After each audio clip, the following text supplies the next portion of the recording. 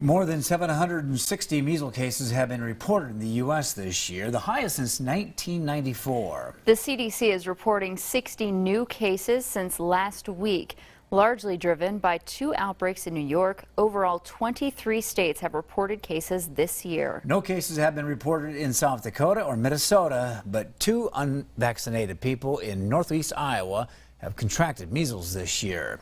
In tonight's Health Beat, Keloland's Kelly Volk sits down with an expert to find out what you need to know. Let's count to 6.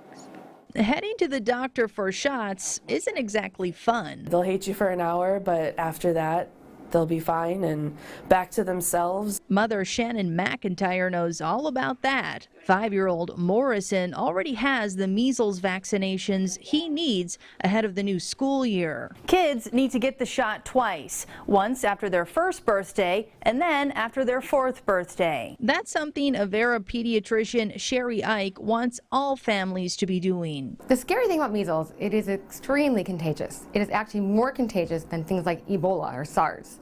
One person with measles can infect 12 to 18 other people. Dr. Ike calls the vaccine very effective. But we need about 95% of people to be vaccinated in order to keep up that immunity. While no measles cases have been reported in Keloland yet, you still need to make sure your family is protected. The way the measles cases have been spreading across the country, there's a strong likelihood that eventually we will get a case, which is why the vaccine is so important. It's the only protection we really have against measles. That's why McIntyre isn't taking any chances. I would rather him be still happy, healthy, and exactly the way he is than have to see him so sick that he may end up in the hospital or worse. There you go. Awesome.